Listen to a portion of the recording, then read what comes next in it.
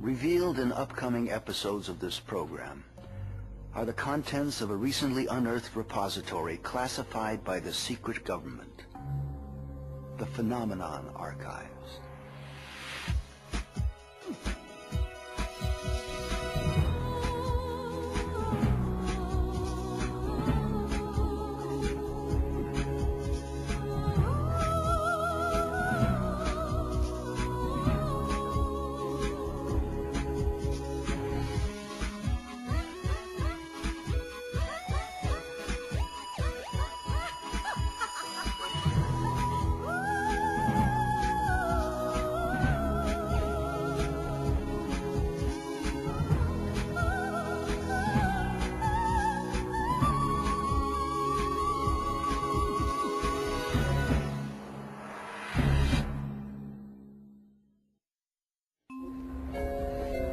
Is there a secret history of the United States intentionally hidden by the mainstream media?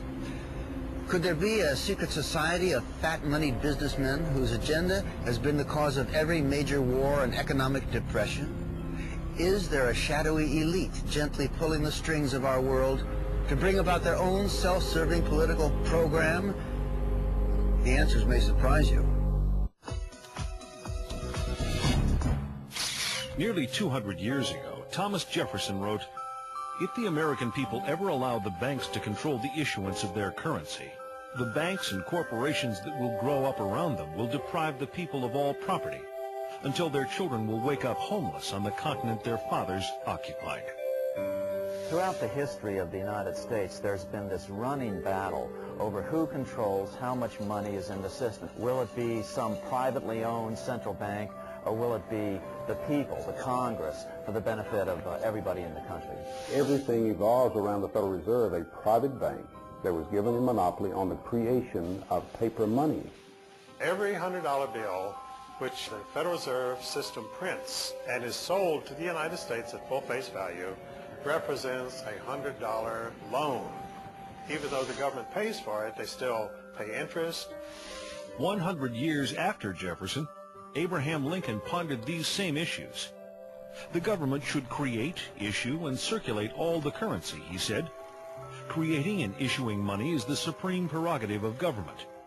Adopting these principles will save the taxpayers immense sums of interest, and money will cease to be the master and become the servant of humanity.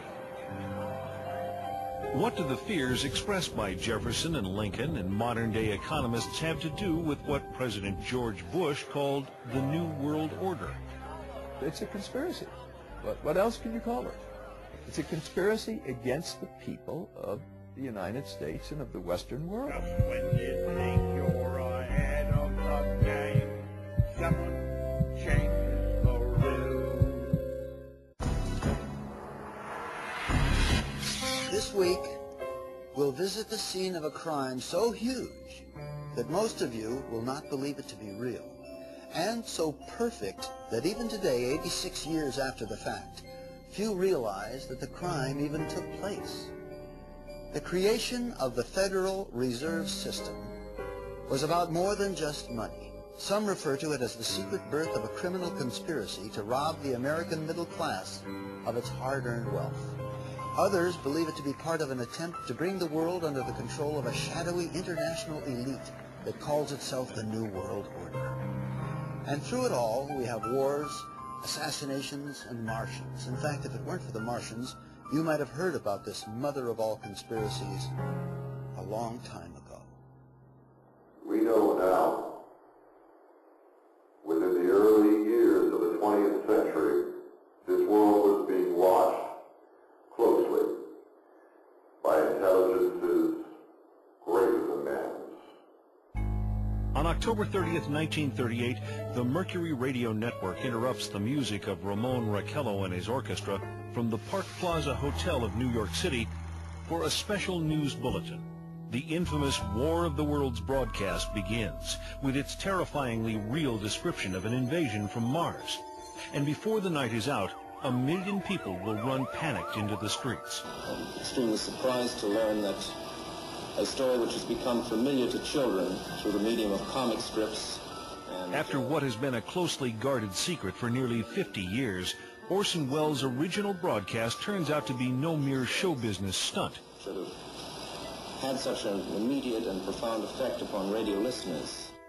But instead was a complex psychological warfare test conducted by C.D. Jackson for the Rockefeller Foundation. When the results are compiled nearly 2 years later, they are released to an elite whose names most men will not speak of over a whisper. Among them groups like the Bilderbergers, Trilateral Commission, CFR, and the Federal Reserve. C.D. Jackson was the equivalent of being the head of the National Security Council in the White House under Eisenhower. He was the chief of psychological warfare. The breakthrough discovery that the War of the Worlds broadcast was actually a psychological warfare test is key to understanding why experts believe that the Federal Reserve, the Bilderbergers, and other closed exclusive elite groups are pulling the strings that control our societies. Well, it's a fraternity. They have a common objective, and this common objective is to maintain control. America grew so rapidly and became wealthy so quickly that really we've always been the thorn in the side of this New World Order crowd. They've just never been able to get us completely under their control. So America is the target, and once they finally get us subdued, the rest of the world would fall very quickly. Moguls like the late J.P. Morgan, a man so excessively wealthy his likeness adorns the tycoon card in the board game Monopoly, are all safely cloaked behind their own carefully constructed versions of history. But are the private agenda of these select few woven permanently into the fabric of world economy? Are we simply the unwitting pawns in a game whose rules were written amidst the clandestine corridors of private social clubs 100 years ago or more? Hundreds of miles south of the banking capital of the world, New York City, just off the coast of Georgia, Jekyll Island provided a winter retreat to the rich and famous. This tiny ocean getaway was formerly owned by the monopoly man himself, international financier J.P. Morgan. Here, in a conclave intended to remain secret forever, 6 international bankers plan what is to become America's most powerful private institution, the Federal Reserve System.